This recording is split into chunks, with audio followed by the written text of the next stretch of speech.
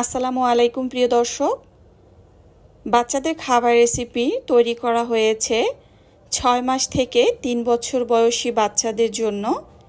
এই খাবারটা খুবই পুষ্টিকর, সহজপাচ্য একটি খাবার এবং 6 মাস পর থেকেই কিন্তু বাচ্চাকে চোখ বন্ধ করে এই খাবারটি খাওয়ানো যেতে পারে। এই খাবারটি তৈরি করার জন্য এখানে প্রথমে আমি নিয়েছি মুগ ডাল প্রোটিন সমৃদ্ধ খাবার এবং এতে প্রচুর পরিমাণে ক্যালসিয়াম রয়েছে, পটাশিয়াম রয়েছে। তার পাশাপাশি এটি হজমযোগ্য একটি খাবার।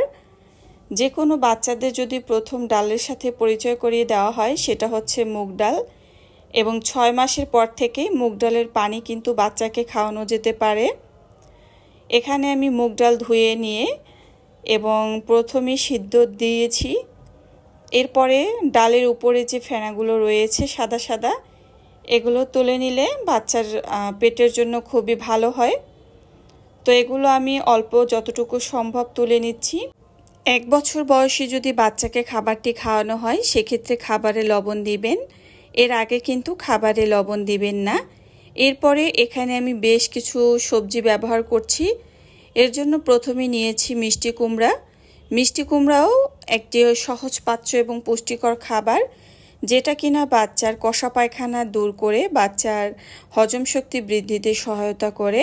এরপরে ব্যবহার করেছি মিষ্টি আলু ন্যাচারালভাবে মিষ্টি রয়েছে। এছাড়া মিষ্টি আলু বাচ্চার ওজন বাড়াতে সহায়তা করবে। এখানে আমি ব্যবহার করেছি লাউ যেমন একটি সহজপাচ্য খাবার, তেমনি কিন্তু বাচ্চার পেট ঠান্ডা রাখতেও সহায়তা করবে।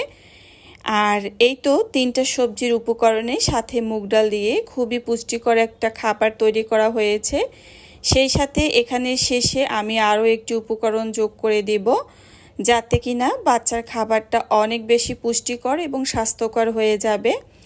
তো এই তো এখানে কিন্তু আপনারা চাইলে যদি খিচুড়ি খাওয়াতে চান সেক্ষেত্রে চালেরও ব্যবহার করতে পারেন। যেহেতু বাচ্চার পুষ্টিতে যে সবজির যে পুষ্টিগুলো রয়েছে তার চাহিদা পূরণের জন্য কিন্তু আমি এভাবে রান্নাটা করে নিয়েছি। আর এখানে শেষ পর্যায়ে আমি ব্যবহার করেছি ঘি।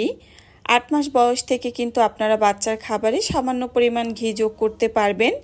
ঘি যেহেতু স্বাস্থ্যকর ফ্যাট এবং এটা কিন্তু বাচ্চার ওজন, স্মৃতিশক্তি দুই বাড়াতে জাদুর মতো কাজ করে, তাই পুষ্টিবিদরা বলে থাকেন বাচ্চার খাবারে একটু হলেও ঘি যোগ করতে, এবং সেই ঘি যেন 2-1 মিনিট করে জাল করে নেওয়া হয়। এখানে কিন্তু আপনারা হাতের সাহায্যে চিপেও খাবারটা খাওয়াতে পারেন, আর চাইলে এভাবে ব্লেন্ডার করেও নিতে পারেন। যেহেতু 6 মাসের পরে বাচ্চাকে খাওয়ানো হবে সেজন্য এভাবে করে দিলেই বাচ্চার খেতে সুবিধা হবে। প্রিয় দর্শক, আজকালকার বাচ্চারা শুধু মাছ মাংস খেতে চায়, তারা কিন্তু সবজি খেতে চায় না। তো ডালের সাথে এভাবে সবজি দিয়ে কিন্তু একটা পিউরি তৈরি করে বাচ্চাকে খাওয়াতে পারেন। এতে বাচ্চার অনেক পুষ্টির চাহিদা পূরণ হয়ে যাবে। এতক্ষণ সাথে থাকার জন্য অসংখ্য ধন্যবাদ।